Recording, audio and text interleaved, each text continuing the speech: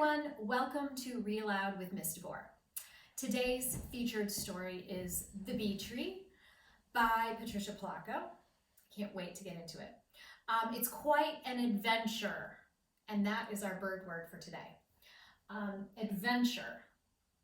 Addie would like to talk to you about what an adventure is. Hello everybody, have you been on an adventure before? Sometimes it might mean traveling on a road trip. That could be an adventure. Sometimes you might have an adventure just in your own backyard. Have you ever gone looking for frogs or maybe rocks? That's an adventure. Looking for shells along the beach could be an adventure. Or finding your way home from a long walk might be an adventure with your family. I hope you're out and I hope you're ready for an adventure inside of a story today. Enjoy the adventure. All right. The Bee Tree by Patricia Polacco.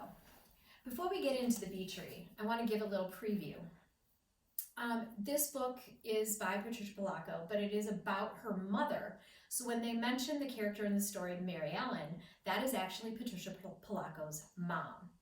This story, since Patricia Polacco was born in the 1940s, I would say 1944 maybe, this book takes place in the 1920s or the 1930s when her mom was a young girl.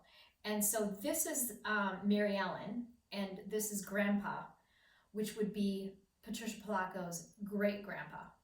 As you enjoy the story, you'll notice that it is definitely a different generation of time in the way that they dress, the roads, the kind of transportation they use. You'll see some old-fashioned cars. Of course, there's bicycles. There's a lot more people out on the road just outside without much traffic. The streets don't look as paved as like what we're used to in this century. But yeah, The Bee Tree. Enjoy. Also, you might notice a connection to Thank You, Mr. Falker, because in it, there is the honey and the book and the sweetness and chasing knowledge. And you'll notice a reference to that in today's story, The Bee Tree.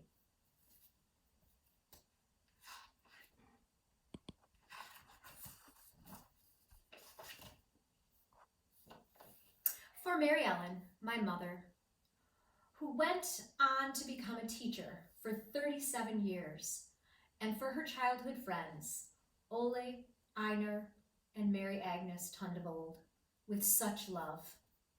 Little dedication page. I'm tired of reading, Grandpa, Mary Ellen sighed. I'd rather be outdoors running and playing. So you don't feel like reading, eh? Feel like running, do you? Then I expect this is just the right time to find a bee tree, he said, taking down a jar and putting on his lucky hat. What's a bee tree, Grandpa? Mary Ellen asked. Well, it's where the bees make their home. It's where they keep the honey, the sweetest in the land, Grandpa chirped excitedly. But we already have honey, Grandpa, Mary Ellen said. Ah, but not honey like this, her grandpa answered with a wink. Mary Ellen and her grandpa put on their coats and went outdoors. They walked down past the hollyhocks to the garden and found bees gathering pollen from the flowers. Her grandpa carefully trapped some in the glass jar, making sure not to hurt them. When he was sure that he had enough, he smiled and leaned close to Mary Ellen. They'll take the pollen back to their hive to make it into honey, and we'll be right behind them. Then he slowly loosened the lid of the jar and let one single bee escape. It stayed on the mouth of the jar for a moment, flew straight up, and then buzzed toward the cornfield. Quick, now, run! Grandpa called. He called out as he began to chase after the bee. Just then, Mrs. Gavluck from down the creekway was walking baby Sylvester in his carriage. Mary Ellen and her grandpa ran by them. We're off to find a bee tree today, Grandpa shouted. I haven't done that since I was a girl, Mrs. Govlick said excitedly. May I come too? Grandpa motioned her to follow, and the three of them were off, running. Baby Sylvester laughed out loud in his carriage, bumped and bounced through the rows of corn. Honk, went a goose as it waddled after them.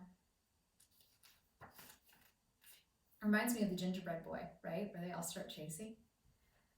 Pretty cute. As they came from the cornfield and crossed Dietz Junction, Einar Tundevold came around the bend on his squeaky old bike.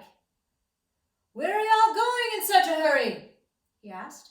A bee tree, Mary Ellen puffed as the foursome scurried by. Chasing a bee to his tree. This I would like to do also, he said as he stood up and pedaled faster. The wheels of his bike went tweddle, tweddle, squeak. Their boots slapped the ground, the buggy pitched and swayed, and the goose honked as they ran after that bee. The bee swooped down, stopped, held in midair, then circled past them and headed straight for the St. Joe River. Olav Lundhagen went while strolling on the nearby shore with the charming Herman sisters. Petra and Dorma looked up and noticed the commotion coming toward them. Where are y'all going? He called out. To a bee tree we are going, Einar Tundevold puffed as he pedaled by. Can we come too? The two lovely ladies pleaded. Fast! You'll have to run, Einar said. We don't care. Let's go, the three shouted as they raced after him. Slap, bump, honk, tweddle, tweddle, squeak, squeak, thump. They all went as they sped down the road after that bee. Klondike Bertha Fitchworth, just back from an expedition in the Yukon, had car trouble next to the road.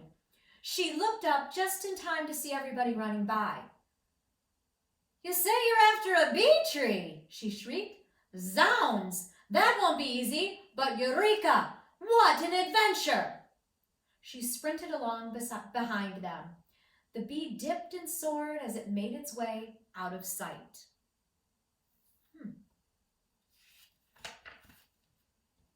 But Grandpa carefully let another bee out, and the chase was on again. The noisy merry bunch galloped over Bird Talk Fellow Ridge, only to run smack dab into Fiduciary Longdrop's herd of goats. The goats bleated and bucked, and the people clambered through them. What ho! Fiduciary called. You're gonna scare me goats! A bee tree! A voice called back. With that, Fiduciary tooted his flute, and he and his flock joined the chase. Bounding billies, this will be great, he said on a dead run. 3 traveling musicians looked up just in time to see a thundering stampede of goats and buggies and people and bikes coming straight for them. Why are they all running, Pa? One of the boys asked his father. We're after that bee, Grandpa said, pointing at the small dot in the sky. It's leading us to a bee tree, Mary Ellen wailed as she streaked by them. Come along, Klondike Bertha chortled as she puffed past. Slap, bump, bleat, honk, twaddle, twaddle, squeak, thump. They went as they ran. Hoofs clattered, rows of corn were parted. Nothing really mattered but chasing that bee. They ran through Grimer's Bluff and into Bishop's Meadow, around Dead Man's Tree, and then to Bird Talk Hollow. As they ran down the hollow, the bee took up blinding speed and disappeared from their sight. They all stopped to catch their breath just in front of Dunk's Woods.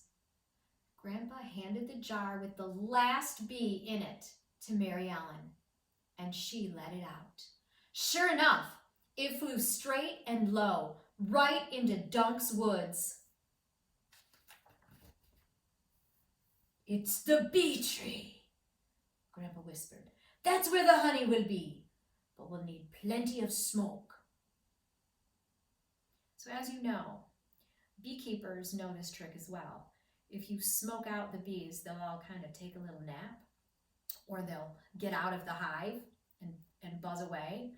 Meanwhile, you can gather honey, and that's what they're about to do. This is the old-fashioned way, smoking it out.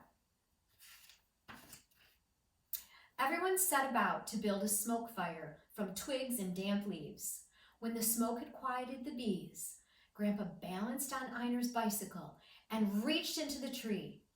As he pulled out small pieces of honeycomb, he dropped them into some of baby Sylvester's spare clean diapers that Klondike Bertha was holding. So they're all clean. They're just like pieces of cloth. I used to use only cloth diapers back in the old days. So they're almost like having just a little towel. And they're putting pieces of the hive. Wow, pieces of the honeycomb. And Mary Ellen tied them up into neat little bundles, and Mr. Lundhagen put them into the baby carriage, and the musicians played merrily as the Herman sisters danced. So they're collecting all the honeycomb.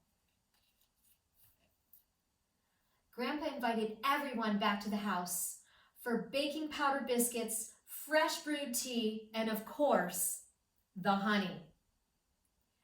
There was music, dancing, tall tales, and raucous laughter as they all buzzed about the sweet adventure of that day.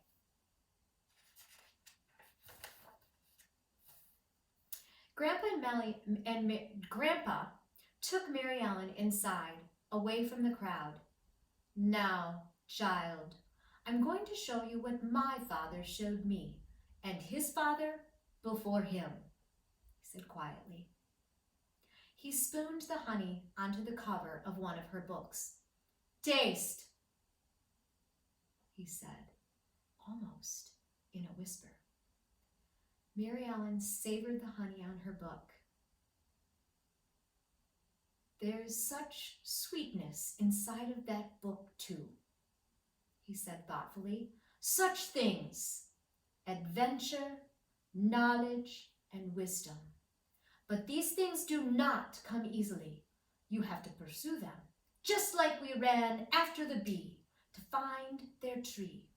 So you must also chase these things through the pages of a book." And then he smiled and hugged her.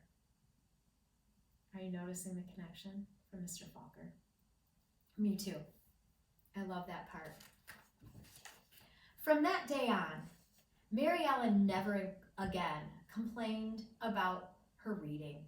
She found it to be every bit as exciting as a wild chase through the Michigan countryside, and as sweet as the honey from a bee tree.